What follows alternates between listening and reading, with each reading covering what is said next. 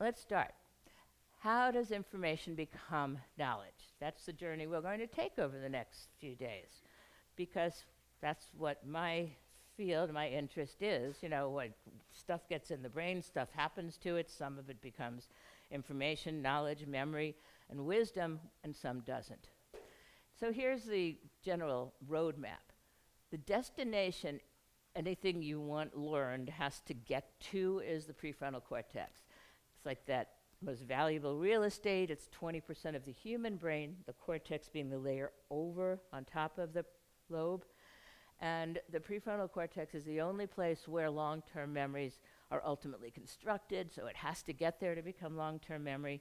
And it's the place where the executive functions are, those networks are developing and present. So if things like reason, judgment, organizing, prioritizing, emotional self-management, if those things are going to have any effect on behavior, they are in the prefrontal cortex, and they will be top down to the rest of the brain.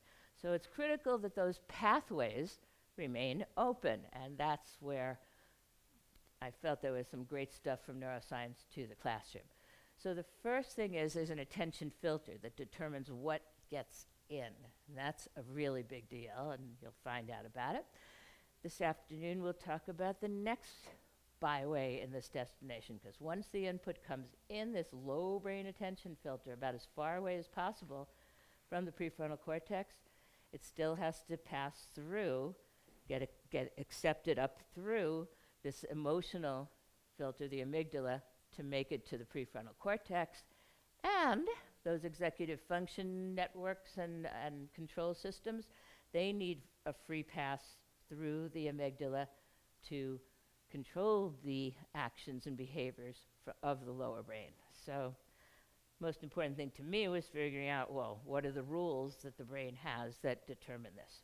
And that's where the word RAD came from, R-A-D. R for reaching attention. It's also the name of the structure in the low brain, the R-A-S, which is the formal name for the attention filter. A, attitude, emotion, that structures the amygdala.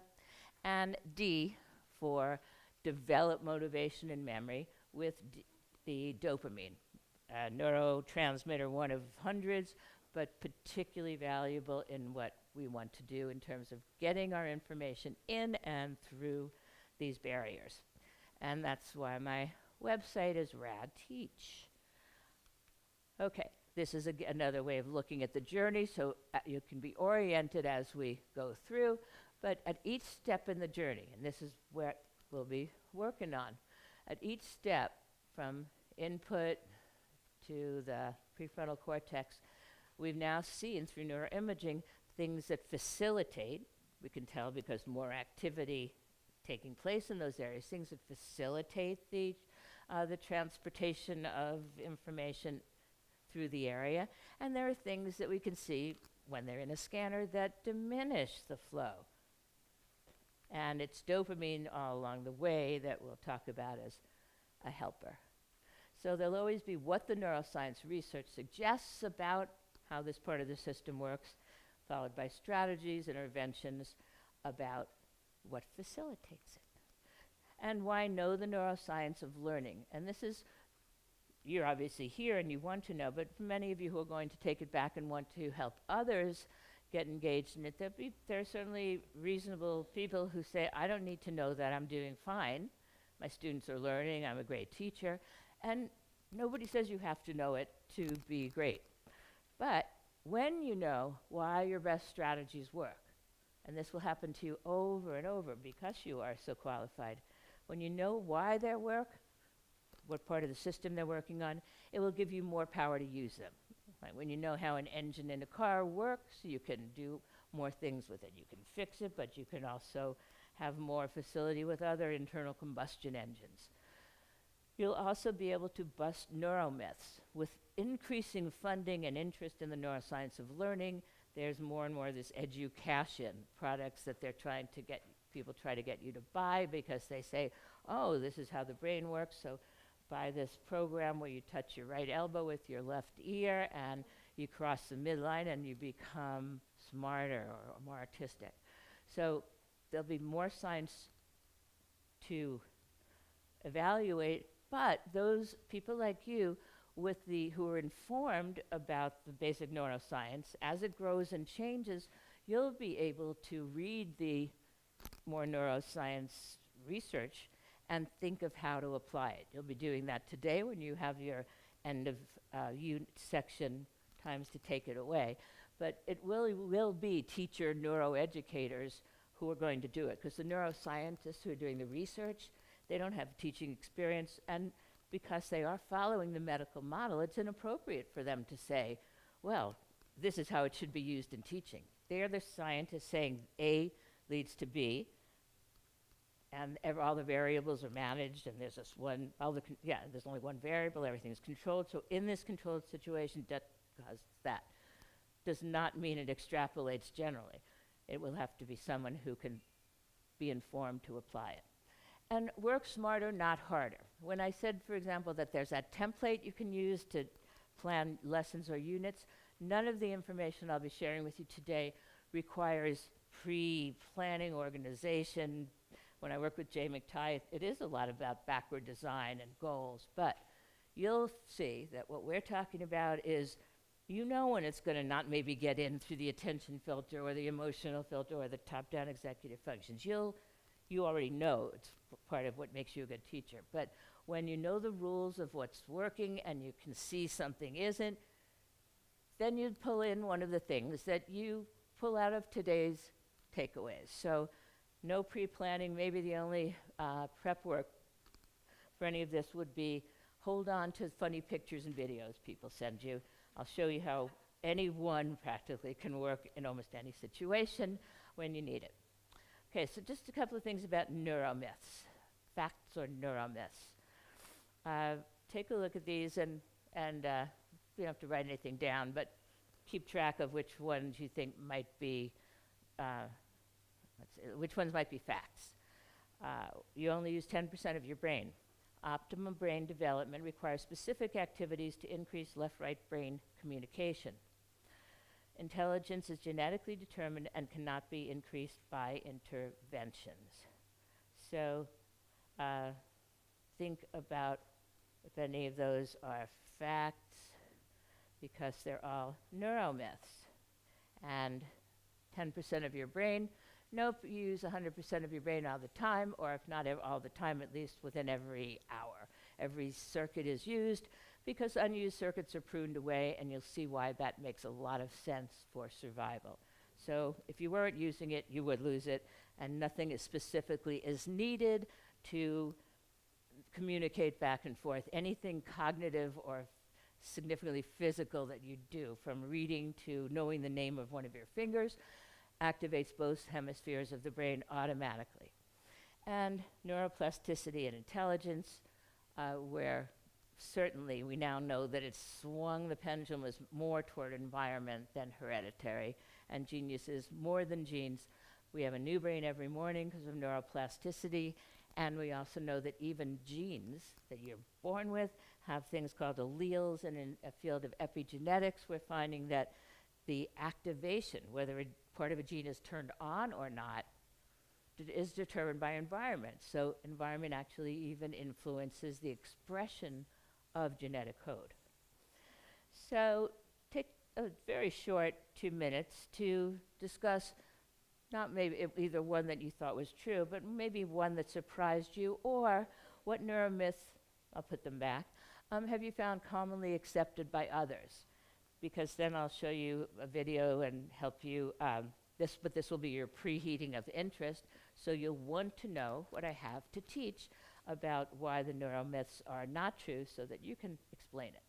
So here's what will always come: the prompt for the synapse, the information, and as always, you don't have to use the 2 minutes for this topic. Talk about it any way you want if you choose. Okay, so start now.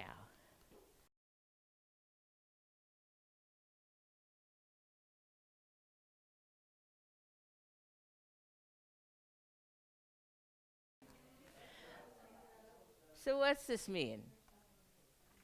My initial statement was there's an involuntary filter that determines what sensory information gets in. And yet, learning begins with sensory information. Yeah, you can figure things out with the knowledge you have, but anything that you're learning comes through things you hear, see, touch, read, move, visualize. Comes in through the senses. That's the way learning comes in. But not all sensory information, as you just experienced, gets in. So what we want to know is what gets in? What's the rules of this involuntary attention filter? Well, here is it. Here it is to a degree, to as far as we know now. Facts change quickly, so currently.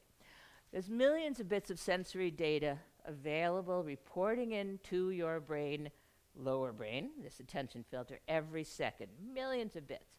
But this attention filter that we're going to be discussing only lets in about 1% of all the sensory information that's coming in, like the little pixels from your retinal cells, the sounds that are around you, from things from your skin, from your internal organs, body pressure. Every nerve you have, every sensory nerve or special sensory nerve, smell, taste, vision, is reporting in continuously. That's its job. In a square millimeter, teeny little square millimeter of skin, you have at least 5 different nerve endings, types of nerve endings, many more than 5 nerve endings. But you have one specialized for touch and pressure, one for sharp, one for vibration, one for position space, one for sharp, dull, position, vibration, pain. So everything you have is reporting in. It's not a cell's job to decide if it's important or not. It's reporting in its active state, how much pressure is on, temperature is the other one. How much pressure is on every part of your body, how much light touch from your clothes, where your joints are in space. Every bit of that is reporting in all the time. The brain handles about 1% of it. It would be overwhelmed with all of that. It doesn't let it in. So it makes sense that there is this involuntarily programmed attention filter to determine what 1% about gets in, because it's certainly nothing we could do consciously over a second, pick the ones out. And to think about how it works, this will apply to everything we talk about today. And anytime you want to figure out what to do for this problem or teaching issue, the brain is programmed, count on it, to seek patterns and pleasure. And we're going to figure out how to hook into what it is programmed to seek to get it to take what we want it to take in. So when it comes to the attention filter, it's going to be about patterns. The brain is seeking patterns, so what it alerts to is what's different from the expected pattern. So, because when you think about this structure, this attention filter, it is pretty much the same in humans as it is in all mammals in the wild. It has not evolved to a higher level. That's why I say it's pretty much involuntary, and saying pay attention doesn't compute with this low brain structure. It has its programming, and its programming is for survival, and its programming is for survival of mammals in the wild. It has not graduated to to human indoor protected. What we do have, and we'll talk about later this morning, is we do have more top-down control from the prefrontal cortex that can demand what gets in, but that's not, it takes effort. The programming of the attention filter onto its own is what is changed from the expected pattern. And I'll show you what I mean. The reason that eyes are here, whereas the eye would be here, the ear is here, whereas the ear would be here, to show that all the sensory information, however it's coming into the brain directly from the eye and the optic nerve, or whether it's coming from the body or the skin or sensory organs, all of that sensory input is not going right into the brain. It loops down and waits at this gate. Doesn't wait very long, but there's this gate, this reticular activating system, this attention filter, RAS, down in the brainstem near the spinal cord, and that's the gateway. That's what is programmed to determine what sensory information of all these millions of bits gets in. And it's programming. Figure it out if you think about what would be important for an animal in the unpredictable wild to which sensory information would be most important. They're in an unpredictable environment. The priority is survival value. What is the most useful sensory input about survival? Change in the expected pattern. So you have this little fox who comes out of his den in the morning, and there's a lot of sensory data, millions of bits, sounds, smells, touches, temperature, pressures, and all of that is there to be accepted by the attention filter, but it gives priority to what's not part of the expected pattern. He's come out of that den 100 times, so the input that will get in is what's different, what's new, what's changed. That will be attended to. So a change in the expected pattern, what's not always in its surroundings, that's going to get priority. So it will see the mouse running by, which is a good thing for its survival, because that's what it should run after for breakfast. It may be too loud in a second.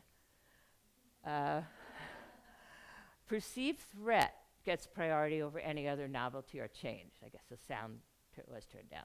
So yes, what gets priority is something that's different, that's changed, that's novel, that's unexpected.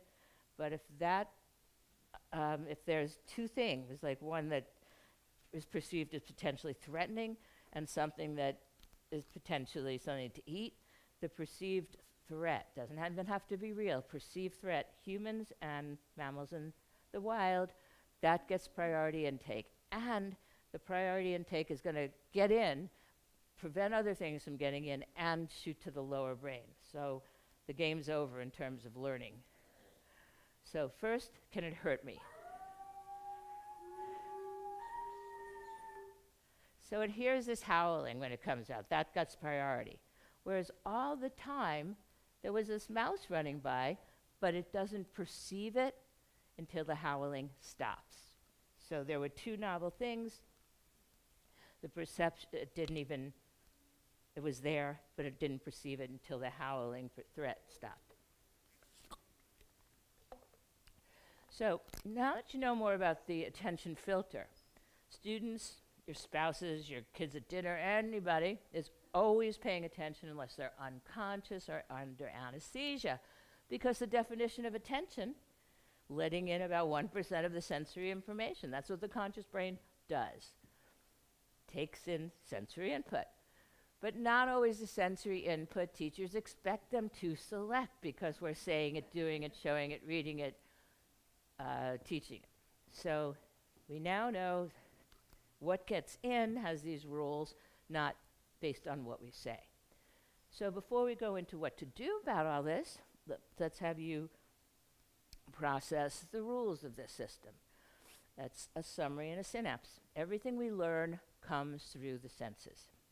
Brains only process about 1% of the millions of bits of sensory data available, reporting in every second. This RAS, reticular activating system, it's fine calling it the attention filter. I'm not big on names, so attention filter works for me. It selects sensory intake based on changes in patterns. Novelty, curiosity, the unexpected, what's different, what wasn't usually here. So you'll have your 3-minute synapse. After that synapse, we'll talk about the two interventions. Why can you force yourself to pay attention when there's a lot more curious, interesting things around? And strategies for getting and keeping students' attention when there's a lot more interesting things around. So what are you're now going to discuss the rules of the system, then we'll talk about what to do about them. So synapse, how could you share the information about the attention filter with students or parents, especially if you have parents or students who believe, yeah, everyone tells me I don't pay attention, I'm bad, I'm not intelligent, I have a disorder, or I'm lazy, I'm disobedient. Parents, students have this thing, but we now know that the rules of it are there, and there for us. It's important for people to know that once you understand it, it's not voluntary to not pay attention. Anyway, however you want to discuss it, how is the information of the attention filter relevant to your work? And as I said before, attention disorders, ADHD, etc., all of this is valid across the board. So here's your synapse, 3 minutes. Attention sustained.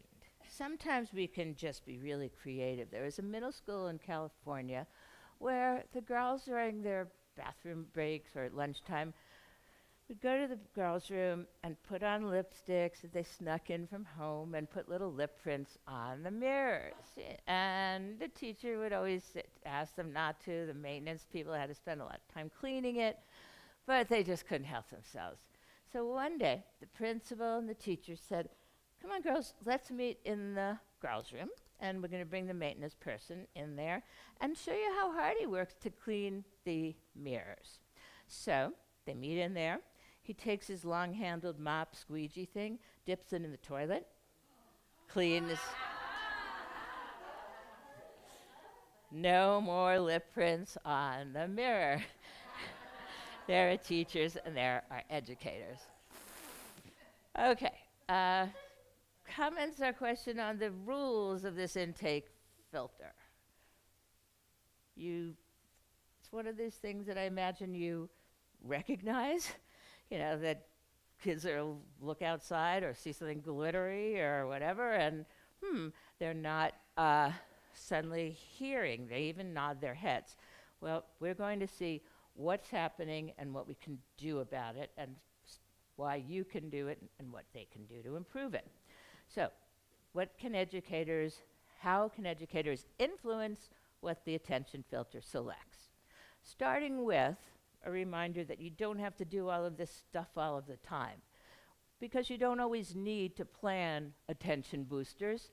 For example, attentive engagement is inherent in units with well-designed project-based learning, inquiry, things that they love, probably PE, but art class. But if it's something that they are want to know, want to experience, that's it. You don't need to do some of the things we'll talk about here. But attention boosters and sustainers are often needed during instruction that's heavily teacher-directed. And that has to be part of learning. You can't learn to read or to do mathematics or history by just inquiry. Maybe you can, but there are things that we know, or at least I had to teach, that I knew would not be the highest priority for the attention intake filter. So you know what those are, and that's what these suggestions will be for. So first it'll be strategies to open up the intake filter, even though it's not the most exciting thing they've ever heard. Then there'll be the section on how to build their capacity to do what you can do, which is top-down control, telling the intake filter, I know that's not exciting, but I want you to let it in. I know it's not curious. So let's start with the things that do influence what comes in. Keeping in mind that the things that we now know from research are big openers of this intake filter. They will open it up for a little while. None of these things are going to sustain attention, and none of these things do you have to keep doing something every 5 minutes. It's not edutainment. It's not a 2-year-old's birthday party where as soon as they do something, now what? No, we'll talk about how you open up the intake filter, and then the things that you'll follow that opening with will sustain engagement. But here are just things that we know get it open. Starting with hard ones. I said nothing that I'm starting to suggest requires prep work. This one that worked on me did, but none of the others will for you. Okay, I took physics in a summer program, which was, imagine yourself as the teacher. This is the role I'd like to think about. I was one of, 100 or so people who went to Harvard Summer School to take a year's worth of physics in a 6-week summer program. And pretty much what we all had in common was we were pre-med and wanted the A. Because in those days, to get those types of A, teaching was here's what you memorize, the deal we all expected and that was followed. You tell me what to memorize. I will memorize everything that you tell me that's in the book, and on your part, you ask me on the test exactly what you told me to memorize, and the one right answer, and I'll have it, and you give me my A, and I'm out of here. So we were, and so the people that were there is either because you had other things you wanted to take for a year, or you wanted to spend, focus on that and not, and give it your time in any case. So you're teaching this course of people who just want the grade, don't bother me with anything else, just give me the stuff. All right, so the teacher first day, and it's hot and it's summer, and you don't really want to be there, but you want to get to medical school. All right, so we're in like a bleacher seating in an old building on campus. The TAs, so you guys are the students in your little bleacher seating. A TA at the bottom opens the door, pushes in this man who's scrunched in a little small red wagon. He fits, but he's scrunched. He's wearing a wizard's hat. So they push in this guy in this little red wagon in a wizard's hat. Then they give him a fire extinguisher. The guy in this hat and wagon, I don't have the guy, who's now takes the fire extinguisher, sitting backwards in the wagon, turns it on, aims at the wall, and goes back really fast in his little wagon, saying, Newton's third law, for every action there's an equal and opposite reaction. Never forgot it, and that was 50 years ago. So that is a high-tech way of getting information in, and certainly unforgettable, but yours won't be that hard. All right, so boost learner attention, as I said, the two approaches. Right now we're going to focus on how to use what we know the intake filter responds to. The unexpected, changes in pattern, the curious, hooks, choice, personalization. After the next break or synapse, building their top-down attention, awareness, and focus so that they can have more control instead of you. So the unexpected and the curious. What are the things that the research that I feel is valid on especially neuroimaging, neuroelectrics, that show what stimuli open the intake filter? Example, these are examples that I'm comfortable with the research. Intake openers, changes in expected pattern, so far particularly relevant to changes in color. And that's why, we kind of send folders or Friday notes home, and the one we put it in a different color if we want to make sure it's red, but changes in color, that's a good thing. And we'll talk more about all of these. Movement, your movement or their movement.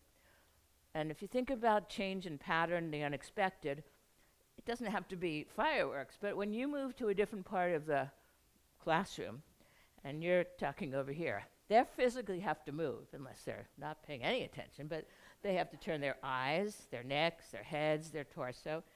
That's going to open the filter a little, and hopefully your classroom has something different behind you in different areas, different students between you and them. So that's going to be a change in the expected pattern. You get a little opening. Changes in your appearance. And sometimes they have to be not too subtle because they don't really care what you're wearing. They care about what their friends are wearing. So changes in your appearance. And sounds. Sounds, I said the intake filter, this attention filter, doesn't understand language, but sounds, it alerts to. Appearance, think of the animals in the wild. A fox, that fox guy, if a bunch of foxes' friends come around, but one of them has some fur missing from a side of its leg, that's going to register. It's a change in appearance that is an important change in pattern. So things here make sense for survival in the wild, and they carry over to open the intake filter. But remember, it won't last forever. The unexpected, and here's things where you just save what you get that's curious, and I'll prove to you how almost any curious video or picture can apply to almost anything you teach. So this is the unexpected. I would say A and B are the same color. Put a bar there for you. You just take the bar away, put the bar back, take it away. So it's also cognitive dissonance, or there's another word for it, but the unexpected, the curious. They come in, or at some point before you're going to do something that you know wouldn't be really high attention, you can see how you can make this relate to it. You can make it relate to almost anything. All right, movement. This one's easy. You're doing your normal thing when they come in, handing things out or putting things up, but you're walking backwards. They're going to be asking you, why are you walking backwards? They're going to ask why for these things. Don't tell them. The point is, we're going to build their curiosity. So you can say, what do you think? That's a good thing. You're going to see a lot about prediction later and the power of how the brain needs to know when it makes a prediction. So why do you think? So after you're walking backwards, you might go into teaching your negative numbers, the past tense, going back in history. So this curious thing is going to have a couple of benefits, one immediate and one that sustains. The immediate will be, it's a change in pattern, so it will open the intake filter. Part of the way it sustains is because they know, because you do this periodically, that somehow that curious thing that got them interested is going to relate to the learning. And it's something that was more interesting than the usual, so the brain is going to sustain. That's one of the reasons it will sustain. Okay, sound. Captivate attention and curiosity with the novelty of suspenseful pause, because silence is novel. Advertising to promote curiosity. You might get a little slightly more high-tech in anticipation of the especially boring but critical information that you want to get in. And we know that advertising sometimes works. Previews for movies, they pick the best scenes, they get you hooked. If you ever see an advertisement, print or film or television, and you actually watch it, you forget to pass it by or turn it off, do some metacognition. Why did I watch that? And think how it becomes a teaching tool. Oh, there was color, there was movement, there's change. Think of how you could use it. So make a commercial for your topic. If, again, not for everyone, but if you choose to for a particularly boring one.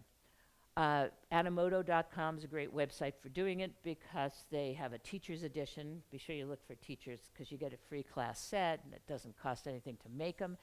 Everything you'll see, I'll show you a couple, I think, but everything you see is available on the site. The photos, the video clips, the places where you type in text, and to me, it's like magic. I'm not a videographer, but you make all these clicks on the music, the sound, and you just type your text out in little boxes, one font. You don't do anything special.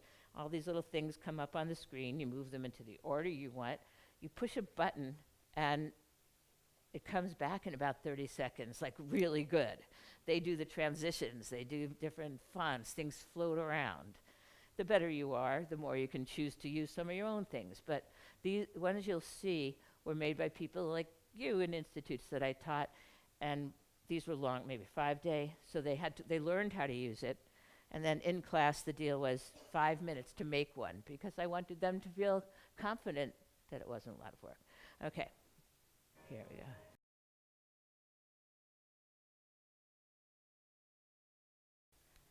Okay, other ones. I just want to break at 10:30. Okay, curious things that will tie into instruction. Yeah, now I'm being more specific, but they will, ideally you want them all to tie into instruction so that they'll say, okay, that's cool, that's curious, that's unusual. Why did you bring in your cat with a lime on its head? And their intention is there, and their curiosity of wanting to know why will be one of the things to sustain their interest. Here's another one to build interest in something coming. This is one that's like, you know is like one of the worst ones of the year, let's say, and you just really got to boost their interest prior to something coming next week. So you could take a picture relevant to the unit, something cool, you could download it, draw it, and just cut it up into 5 pieces. And each day for 5 days before the unit, put up another one of the puzzle pieces, and they'll go to see what it is, and they'll make predictions. You don't tell them it's right or wrong, and there's going to be multiple right answers. These are things ideally there isn't just one relationship. You can build up curiosity for that unit. Another way I did it was posters that would give little clues, a new one each day added to the ones in the sequence. So one day they had that one, the next day I added that, And they're making predictions and guesses. They're looking at it, and they're saying, I wonder what we're going to learn. Good, I like that. The force is strong with this one. And then the fourth day, the force will be with you tomorrow. You see how powerful it is because they're there on time. Their parents say, how come my kid was willing to get out of bed this morning? The brain wants to know. They've been predicting. They're curious. So the first time I used it, I was teaching centripetal and centrifugal force. I was spinning a cup that had like a marble in it, and when I let go, the marble fell out. But it turned out I could then use it for so many other things. The same posters for forceful verbs, forceful opening sentences. The force will be with you. Exclamation points, forces of nature, forces that change history, social forces like peer pressure. So you see how one good, interesting, curious thing builds it. Okay, how to emphasize key points during a lesson. Now you might feel kind of conflicted about this because one of the things we want for student efficacy is them to know what's important. They need to be able to prioritize and organize and designate what is important. They live in an information world. But I felt the need to give them some scaffolding. And knowing that the intake filter doesn't care if I say pay attention, but it does like color and movement and peers. So I told them I was going to be doing these two things, but that I wouldn't be doing them all year, and it worked out great. All right, so there were two. And I would put up a picture of a traffic light on the wall as a prompt. But I didn't introduce both at once, one and then the other, and then I'd use different ones. So this is for things where I wanted to say this is important, or this is very important, or this is very, very important. Not just because I was saying it, maybe a question they asked, maybe something on the homework, maybe something someone read aloud. Okay, so think of the things, color, movement, change, your appearance. First one was the hat. I have a brain hat, and if I put it on, it was like green on the traffic light. It was important. Sometimes I might put it on right away sideways. Oh, that was even more important. Or maybe I'd move it.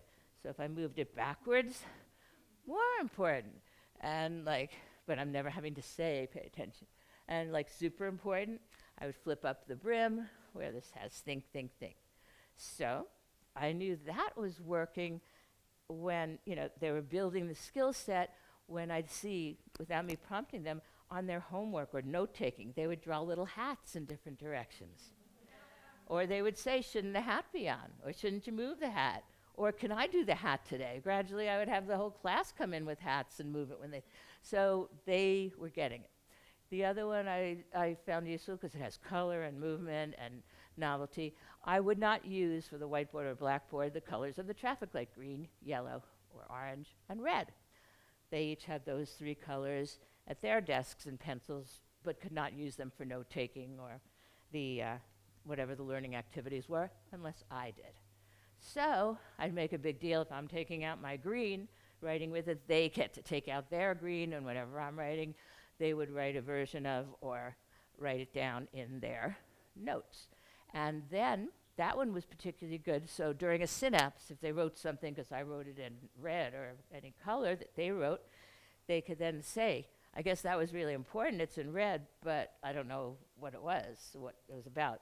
So that helps guide their questions. It's also good when students are away and someone who does good notes, they can see what was particularly important based on the color coding. And again, as they transitioned, they got to do it with note-taking or highlighting as they would read when it was books, things that I could Xerox. So they do become scaffolding, and they do become better on it, and I was able to give them feedback. Okay, predictions about curious videos or photos. As I said, you get these all the time. I didn't get anything here out of, let me find some curious things for teaching and intention. They're just things that people send you. So let's see how easy it is to find relevant, curious items. Stand up when you think of a teaching topic. Doesn't have to be one you teach, that could relate to the picture on the next slide. This time, and not at all, and also not at all over the next 2 days, will I ever call on you because you stand up and say, I thought of something, to indicate you thought of something does not give me the right to say, oh, tell us what. So I will not just cold call on you ever. All right, so when you think of something that could relate to the next slide, stand up, remain standing. I'm only going to give you 20 seconds, but I will make a prediction, because we're going to come back and talk about prediction, that over 90% of you will be standing in 20 seconds for the same exact curious picture. So here's your picture. If you can think of any topic, fractions or superficial versus deep, I don't give it up to you. Count to 20.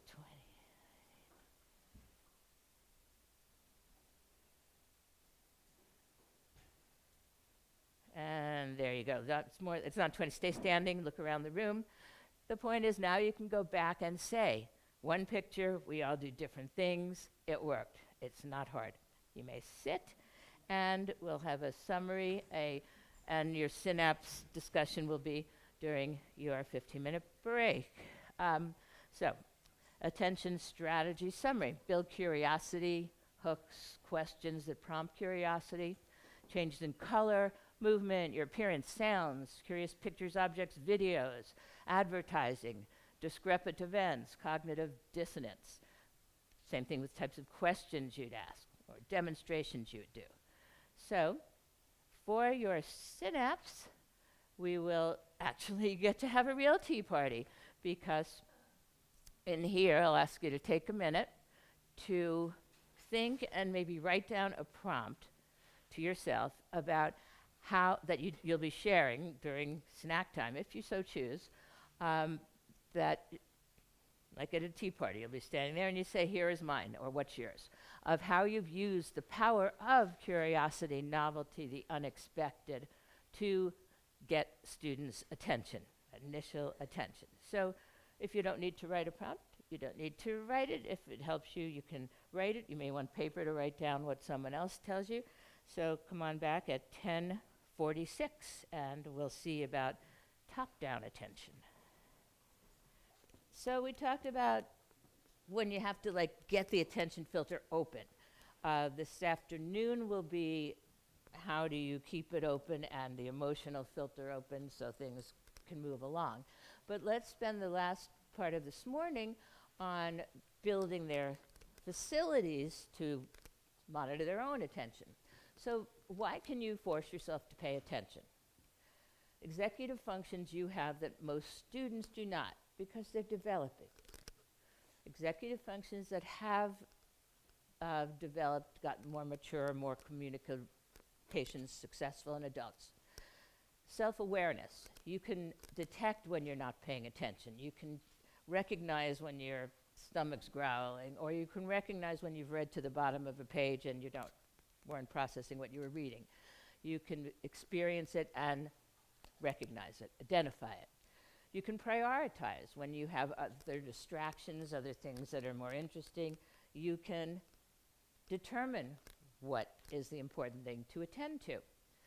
Then you also have the executive function of inhibitory control. Yeah, this is other stimulus coming in, sensory data that the intake filter is trying to give priority to, because it is sparkling, novel, curious, a conversation you're hearing. But you have the executive function wiring to inhibit the distracting and select for what you want, because you can also delay your immediate gratification for long-term goals.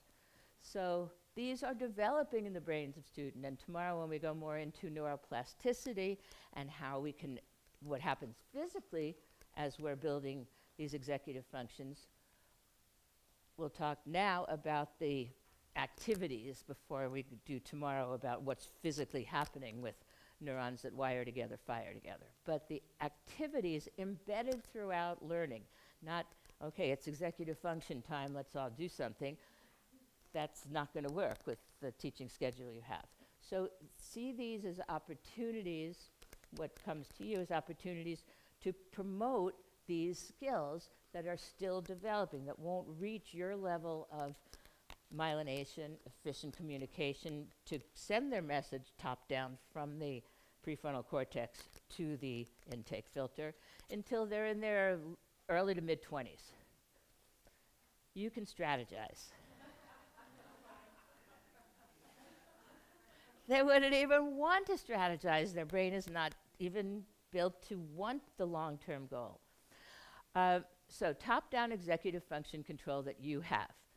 You can have your prefrontal cortex prioritizing attention, prioritizing, focusing attention, recognizing what's distraction, and delaying gratification by making yourself inhibit the distracting input. You've got that top-down control. Executive functions can tell your attention filter, I want this in, and I want to block that.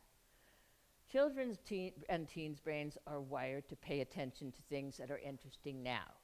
It makes sense for animals in the wild to do that. They don't have the skills of protection, and for their survival, it is most important to be in the now, not to be paying attention to things that aren't new, changing for survival. But children also and teens are not wired to attend for the purpose of future goals. So there's a strong circuit that's driving the juvenile animal in the wild and student to attend to things that are in the now. And it makes sense, but it doesn't make sense for students who are in the semi-cage of a classroom being told to attend to things that aren't curious when they do have other things that are curious. So raise your hand if you're familiar with Walter Mischel's marshmallow study, the kids with the marshmallows. Great. Okay, so we'll just briefly review it and then talk about what we've learned from it and what it could mean, how it could correlate to building those executive functions in kids now. Because the study was not done to find out what they were doing. It was to find out the outcome. Later, we found out more. So there were 4-year-old kids told that if they could wait for the experimenter to return after running an errand, they would, instead of just the one marshmallow that was sitting there, get 2 marshmallows. So about 1/3 grabbed and ate it right away, 1/3 waited a short time, and about 1/3 waited the 5 to 10 minutes for the researcher to return. This video is not of the original kids, and you'll also hear some instructions that weren't in the real instructions, like, well, you'll just see, the instructions weren't modeling it, but these are type of reactions that we saw, that we've seen, not me.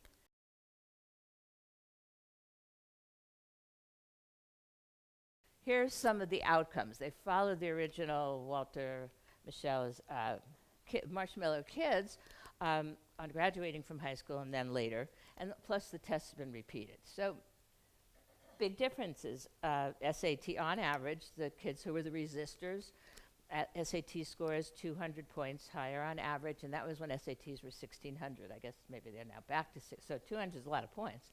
More self-reliant, greater abilities to sustain attention and persevere through setbacks. Resistors later than high school into more adulthood, more self-motivating, perseverance in the face of difficulties, higher incomes, greater career satisfaction, better health. Non-resistors, still limited in ability to delay immediate gratification, lower job satisfaction, and poorer health. Now, as it was repeated, we want to see, is it a correlation? Is it a causation? What is the relationship between resistors, for example? Did they do what let them resist, and are they, what can we get from it? Well, one interpretation, or frequent interpretation, was that the resistors used strategies to overcome immediate gratification. They would look away. They would do something else, dance or walk around. They were not told they had to stay in the seat. They sang.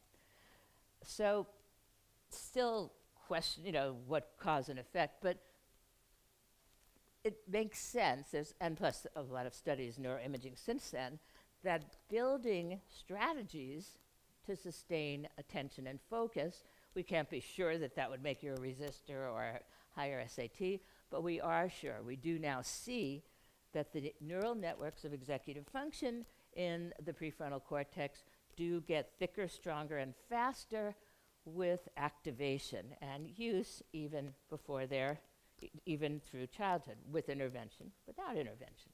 So some of the things that correlate building focus by, and again, this is embedded in the school activity, slow observation, details of an object.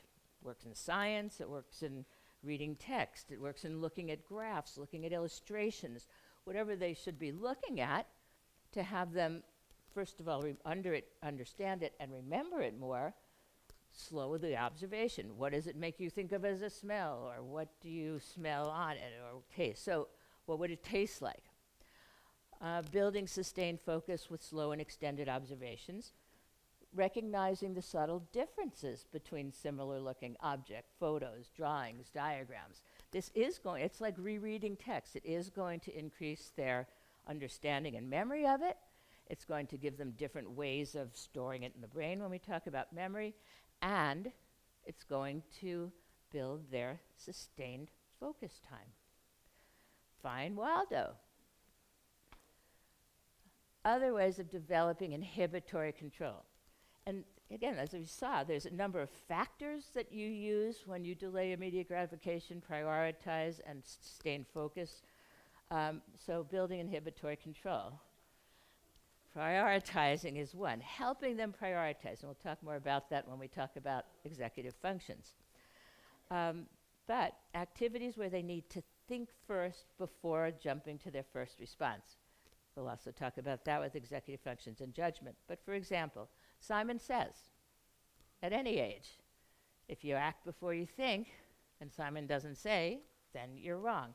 Now, when I would do this with students, I wouldn't say, now you sit down, you're out, because the people who are making the first mistake and they're out, they need it the most.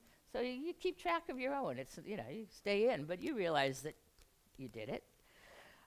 Red light, green light, another one of these stop and go games. And things where there are two possible answers and they don't raise their hand or write it down until they come up with a second solution, a second answer, or create a multiple choice test where find the two best multiple choice answers, so they build the resistance to, oh, that looks right, and then they go and see which other one is right, and then they actually can build the skill and discussion about which one is more right. If that's something that they should begin to know. Slow visual and body movements. A balloon toss when you might be having a ball toss. Calligraphy. It's what I would have students, parents wanted everybody to have handwriting. I have the worst handwriting, but it matches my bad spelling, and it worked fine as a doctor because I could just scratch. But I'd say, if your kid hates handwriting, we'll be doing calligraphy or sume painting. Small motor, fine, but it doesn't have to be that one. Mazes, compass alignment, not just north. First you have to align it to north, but slow visual movements. 14 degrees south, southeast. What is there? And so they'll have their compasses and see that's where this particular statue or tree is. Walk on this is Medell Diamond, I think here last year. Walk on a line of increasing complexity that's drawn on the floor or in the playground. And the other one I liked from her, carry a filled cup of water even along this line or along this distance without spilling it. I think they do it in Germany during Oktoberfest with beer steins, but I probably can't do that in school. Another one, walk in a circle, holding a bell but without it ringing. So some of these are not academic, but some of them could be combined with academic, because movement, we know, increases attention and memory. We'll talk about multisensory. But let's say there's a circle with questions, like little boxes on each one, and when you land on a circle, or you with a partner, you answer the question, or you describe one possible answer. So they could be doing activity, it'd be multisensory, and instead of it being all a jumble, they're also challenged by their bell not ringing while they're holding it. So it's building their focus and attention while they're learning. I wanted to put it here, but it has to do with attention focus with distraction inhibition for older kids, adults. Do a website without following tangents. Again, they don't have the skill set of prioritizing, delay immediate gratification, and immediate interest they feel is compelling. You've probably heard your own kids or students say, if I don't do it now, I'll never get to do it, and it's really important. It's the now, and that's how their brain is programmed. It's part of animal survival in the wild. While you're a juvenile, you push limits. So you acknowledge that. It's very helpful for them. I understand that when you're doing this web search and you see a link, that you sometimes really want to go there and are afraid you'll never find it again. And so you go there, it is interesting, and now you have like 12 windows open, and it's harder to get back to your task. So if your goal, and we discussed this a lot, is to get your homework done in less time and get more out of it, like not have to study as much for the test, or remember it the following year without having to relearn least common denominators yet again, then you want to get it done in less time, more successfully. And I'll talk about the homework, how they figure that out. But for this, how about this? I understand things will come up you really want to click on. Just copy and paste the hyperlink on a piece of paper, on a document, and you tell them you're not tricking them. You won't feel that same frustration or stress that, oh no, I've got to go there, I'll never get there again, because they see that they're putting it someplace else. They're unlikely to ever go there again, but that's not the point. You want to relieve and acknowledge that it's hard for them not to go there right away. So, examples of building top-down executive functions so they can have more of the control that you have on attention focus. Slow observations, slow-paced activities, balloon toss, calligraphy, compass alignment, differences in identical drawings, but it can be academic, pictures in a primary text or a book, graphs that you change one thing of, maps where there's something that you've changed, photos of the class where one thing is out of place, differences in identical, so they're building their focus and spending more time.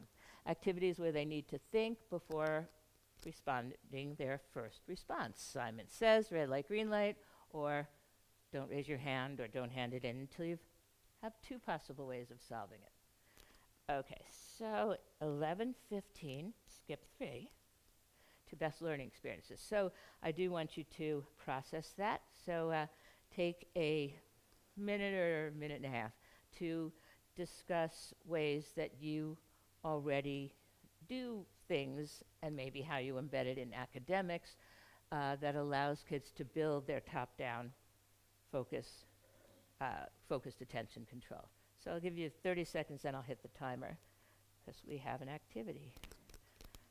This sounded like a productive discussion, so you'll see how in this next activity you'll have time to return to what you are evidently having some good strategy sharing.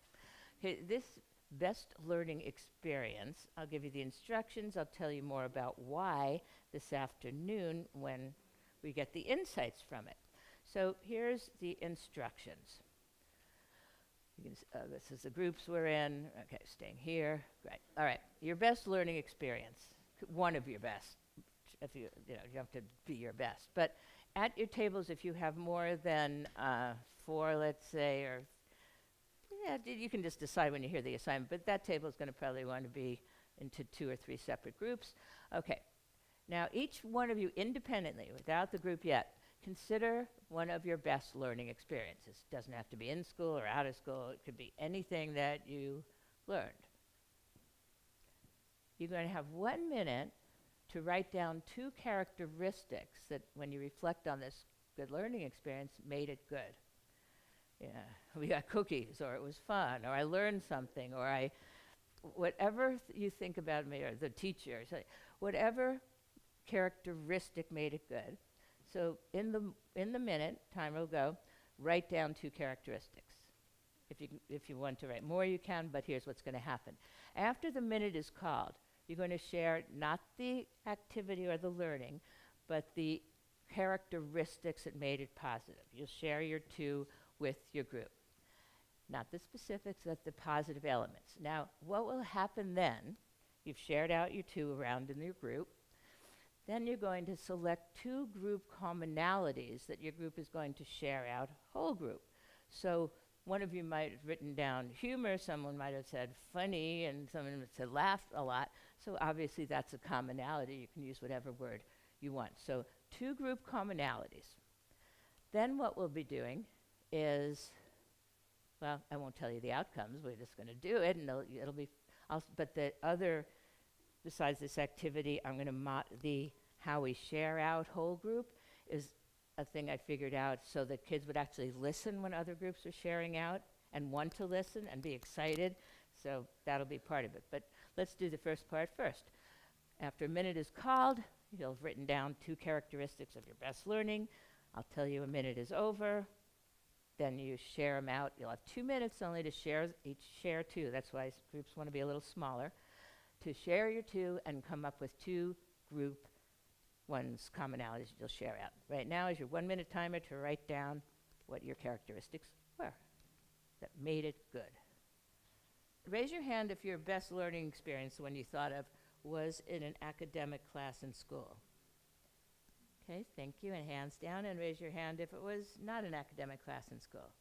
Okay, about 50-50. Now that should show us something right there that, you know, teachers, professional educators, why aren't all of them by professional educators? Maybe it wasn't to do with the person and had to do with other things, but it's interesting, just that to me is interesting.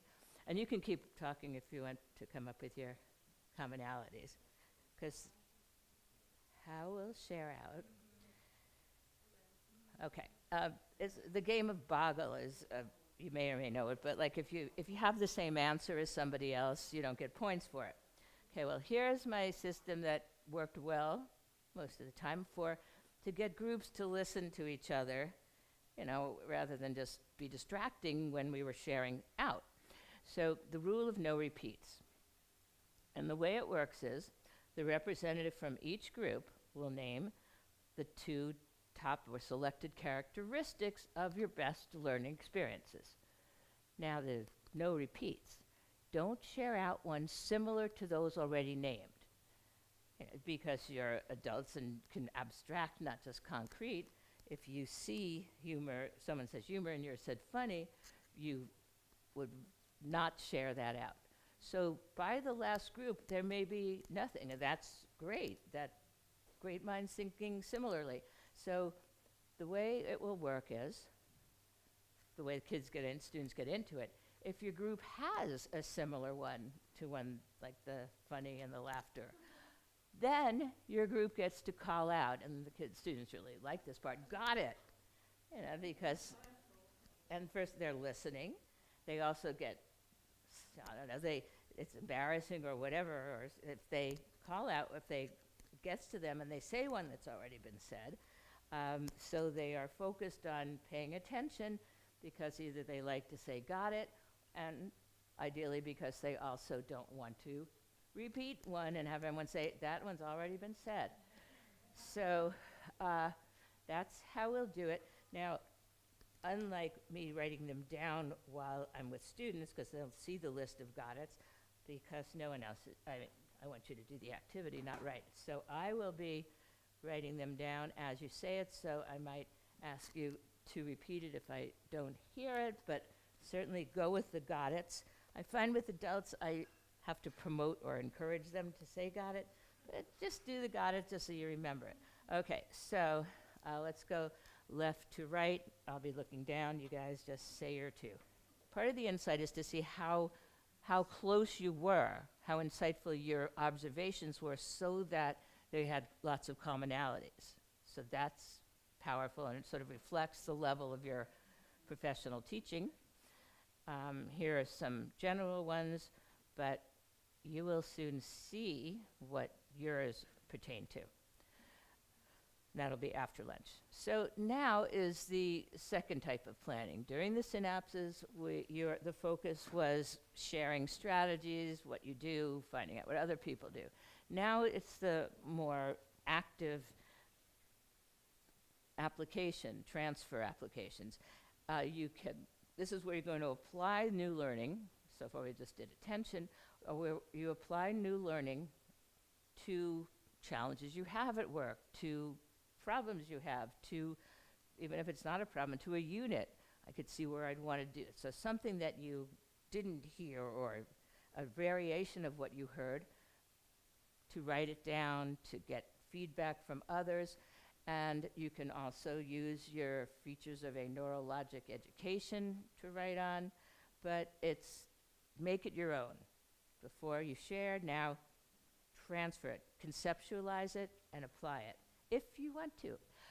And then at 11:45, we'll stop, and if you choose, you can do this group or individually, and then if you choose, then you can share out your insights, your questions, and get feedback from me and others. So it could be a challenge that you get some things down and then you say, yeah, but then what? All right, so you have now, you have it until 11:45, so take about 10 minutes. Here, I'll put up a summary of attention and give you a minute before the two factors in attention that we were discussing, like getting the intake open, and there's also the things that you build their attention down.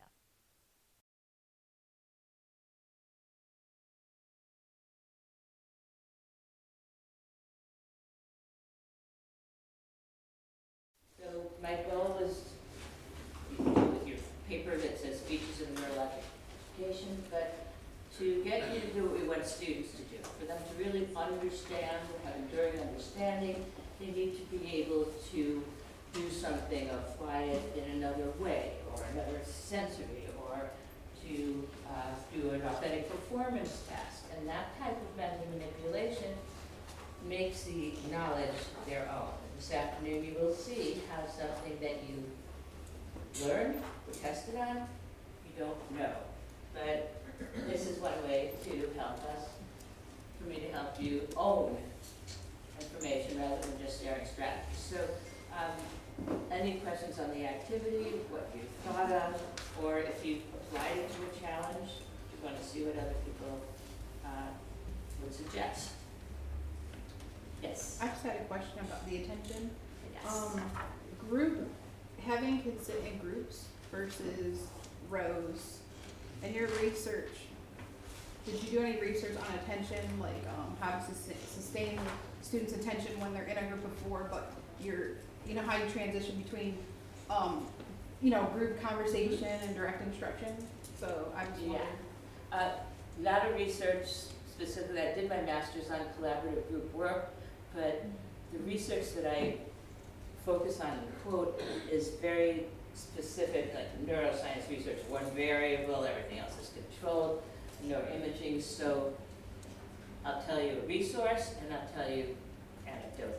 A great resource, What Works Clearinghouse, Department of Education. Does anyone ever use it? Mm-hmm. It's amazing. It's good for two purposes. It's one word, What Works Clearinghouse. And they evaluate questions that you have, but more importantly to me, they evaluate the quality of the research. There is such junk with meta-studies where garbage in becomes garbage out. People say, oh, 2,000 people, different studies, and the studies are not all valid studies, so you get nonsense. So What Works Clearinghouse, they have specific things like what is the best math program, and general things like what is the idea of class size, or what is the most important factor in teaching. So they have those things. The cool part to me, the science me, is they'll select, let's say, 6 studies that they felt were particularly valid on that topic. And they will then summarize the study and give you the reasons why they rated it 1 to 5. They usually won't use a low 1 or 2. But they're very strict. I mean, they give 3s to things that I might give a 5 to. So I love that part too. And they then show you, okay, these are the studies we used because they were the best, and this is how we weighted our output, our conclusions on these studies. So they're great for the validity, and they're also great for teaching others what's a good study. You know, like not even letting them see what especially if you're working with other educators or high school students, not letting them see the score that What Works Clearinghouse gave them, and talking about the scientific method, the peer controls, double blinds, appropriate interpretation of the data from the statistics. Correlation doesn't mean causation, those stuff, and then having them rate it. So, love the website, and it may well address that question. But when we talk this afternoon about best learning experiences, and I knock this thing off continuously, I think I gesture all the time. I'll go with it. Yes, best learning experiences and the neurochemistry and science of the amygdala, you'll see why I'm so drawn to collaborative groups, because in the right, correctly, well planned, because of the brain stuff that we know. So, not all the time for everybody, but very powerful reasons that you will see in the chemistry and physiology of it. But there's always kids who need to be respected because they need quiet, they need independence, they need not to have to be kept back or ahead. It doesn't mean all the time they get their way. We want them to build their strengths, but so a combination of what they need and what they should build up. So, and anybody else, I don't want to give away the stuff from this afternoon, but how about just in general, any opinions about group and individual? I mean, the room can be quieter and more focused with groups than individuals at times. I mean, I like move my desk all around, but I'm on the second floor now. And so we put pads on. It's a really thin ceiling.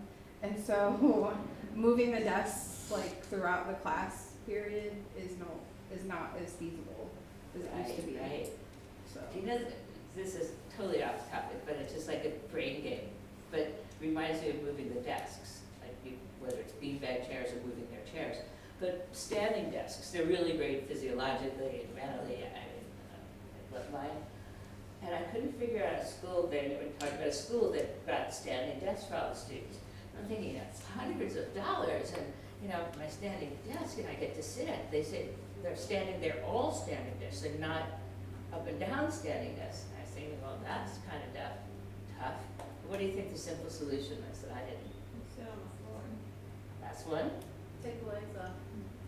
Take the legs off the desk or the chair or Like I know in my room at one point I had a table that had like two sections to the legs. So I just took the bottom part off. That's a great one. What they did, this is what you're going to say, stools. Stools as high as the desks. They could get the stools when they wanted to sit down. But I like these ideas equally. So has anyone ever had a intervention for the, well, I guess fine tables, you can take the legs. well, I guess I used to always have them like in Tennis balls. rows or facing forward during direct instruction. And then when it was time to group Right. work, they would turn their desks Yeah, for the attention. right, but that would make people in the other Rooms rooms, go crazy, yeah. yeah, like they knock with the broom. Okay, we'll think about that. Any other I just wonder, challenges? does it take away from the kids' attention if they are sitting next to each other with their top down? It Not me. all depends on what you are doing and what they're doing. You'll see, especially with emotions, you can have amazing learning with noise and violence, but you'll see more this afternoon. Okay, thank you. You're welcome. Yeah. What I've read is that boys in particular really do very well in small groups and where it's kind of team building and competitive. I mean, do you see the same thing? There are That certain kind of environment things. for them? Yeah, there are certain behavior processes that are more successful for girls and boys. It turns out it's not based on neurology, but experience and development. But it's still a worthy practice to recognize. And that boys tend to need more movement. Again, not because of their brains, but because of how they societally developed. And I would have a place in the room for the kid who just needed to always be moving. He'd have this chair there.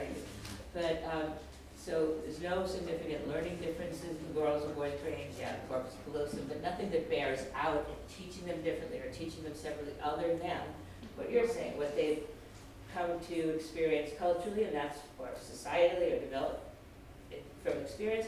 But then you also want to make sure that they build the other skill sets. Yeah. I think across gender and age and furniture needs and everything, I think gotta keep in mind that there are kids who are introverts who aren't gonna thrive if they're constantly in a group. And I think once the big idea that education needs to be collaborative, we've sort of swung in almost to the extreme with that. And Yeah. we sometimes just need kids give them time just to kind of be Right. and not be Yeah. Without a producing doubt. output all the time. Cause they might not be able to focus, cause they might be scared, cause they're in like a group. Yeah.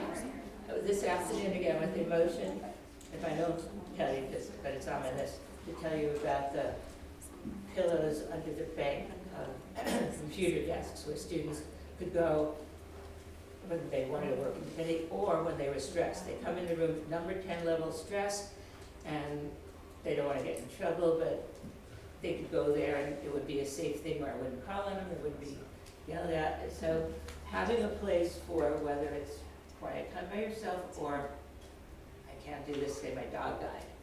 No questions will be asked, and I explain to them how by being there, it's not like they're not learning anything.